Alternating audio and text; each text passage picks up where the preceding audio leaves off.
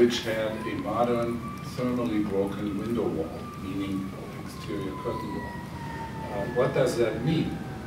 It means that the inner pieces of metal and the outer pieces of metal are separated by insulated materials such as plastic or rubber or neoprene, what have you, so that the thermal conductivity of the metal is interrupted. And that is, in fact, exactly the time of the first energy crisis in the early 70s. So it won an award for that feature of progress. And of course, what it means is that less heating and cooling was needed, and that energy consumption in this building at the time was significantly lower than other similar buildings that were built around the country. Two other aspects of the building that you, as I assume most of you are Chicagoans, that you'd like to know. Of course, we're on a site directly neighboring the old Sun-Times newspaper printing plant, and directly underneath here on the river edge was the paper storage for the Sun-Times building. And there were enormous rolls of paper, about the size of this room, with paper, which were brought in by trains. And directly underneath here is, in fact, a train track that brought these papers in.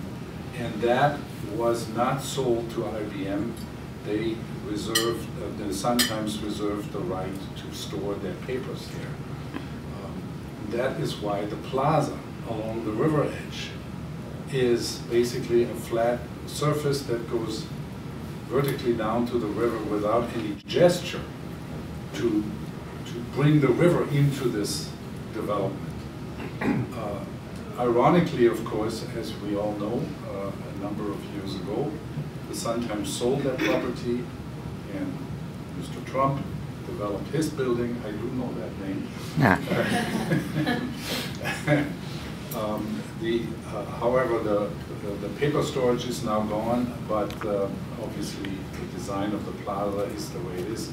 I've always regretted that in a way, because I think it would have been wonderful to open up the plaza and cascade down similarly to what Trump has done since then, but it wasn't possible at the time.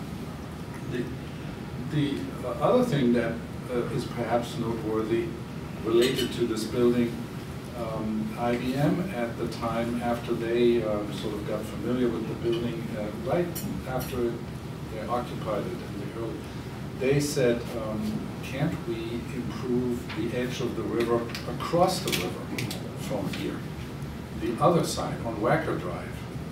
And so we negotiated with the city, and that was the first block in terms of the improvements and beautification of the river edge that was done with new paving, benches, trees, etc. One other feature, I mentioned the train tracks that go underneath this building.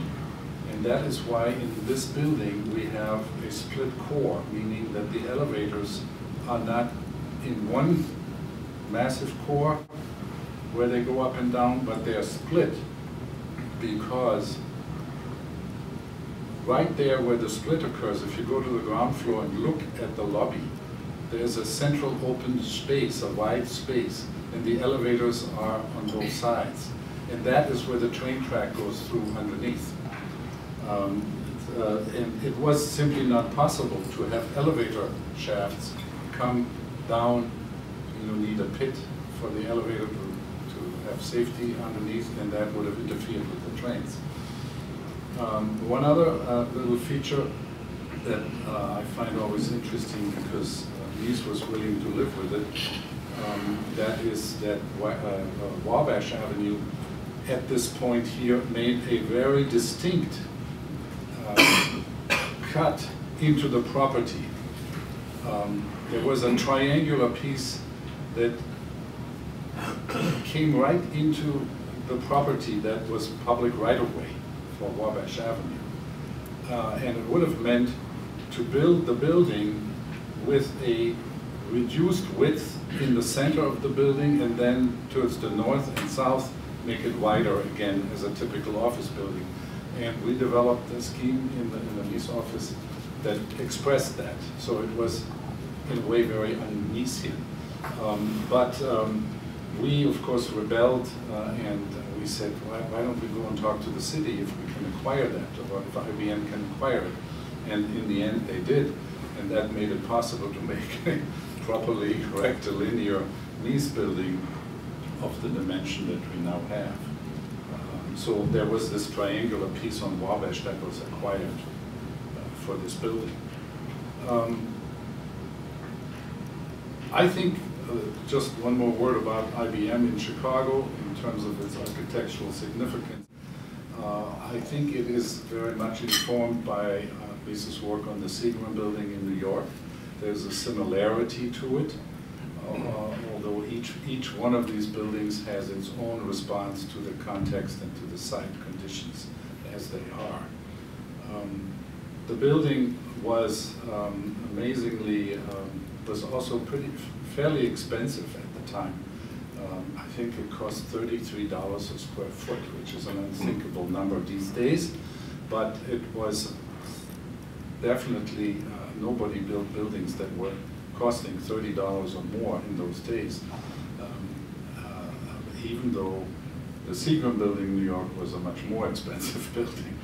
But now that leads me to, I've been asked by the owners of the Langham Hotel to become involved, particularly in the design of the ground floor lobby as it relates to the hotel and to Mies's architecture. Before I say any more, you need to understand the building is landmarked. It is protected as a piece of architecture as it is. And any change, any addition, modification has to go through the landmarks process. And there are people in City Hall that watch carefully what you do, why you want to do it, and why you shouldn't do it. So we have been working with them, I must say, very nicely and very successfully. And the major piece that we are doing to this building that is an exterior modification is a new canopy over the entrance door to the hotel will be added to the building. It's underneath the existing canopy, which is a very large one and a very high one, so it doesn't really give you the protection that you would like to have for a hotel entrance where people, families, groups, couples come out of cars to go into the hotel. So we devised this floating canopy, and as you can see, it is, well, in the image it's gold colored, but it isn't really gold. It is bronze, but not oxidized, darkened bronze, but it is brushed, shiny bronze. And that really, shall we say, generated some discussions whether that's an acceptable change to the building.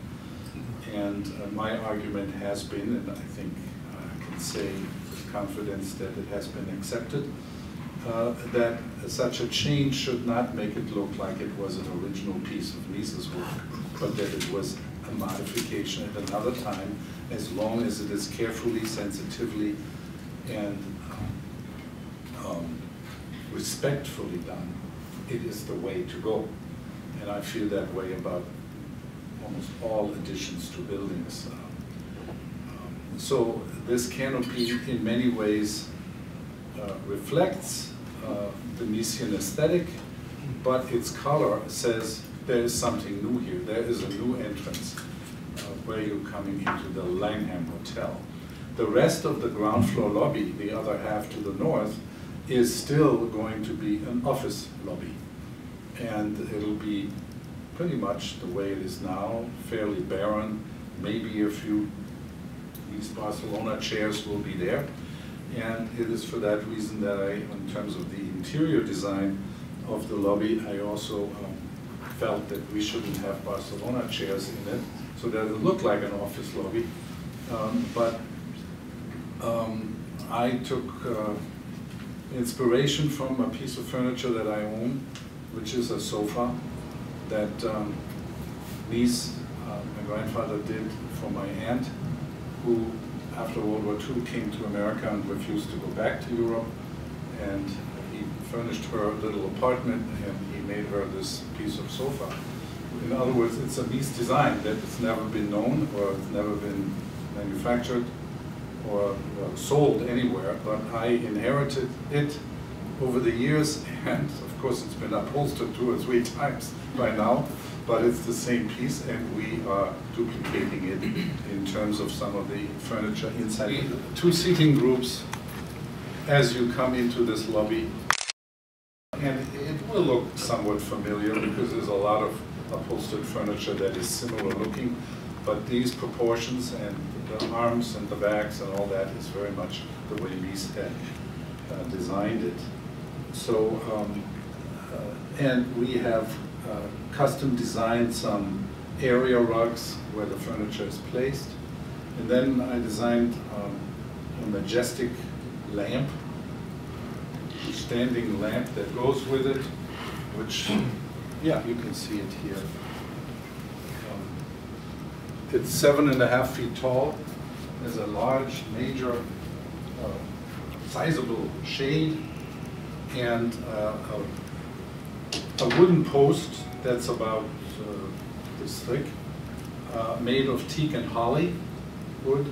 In other words, striped, vertically striped and varnished. And then at the table height next to the furniture will be Tinos marble tables built into that lamp. On the bottom, it's all placed on with a bronze base, cast bronze base. One of the little features of that lamp is that Langham wanted to have loudspeakers or be able to have music in the lobby if necessary, or if they wished to do it. And I was racking my brains, where am I going to hang loudspeakers, or where do I hide them? There isn't much, no nooks and crannies in these buildings where you can put loudspeakers.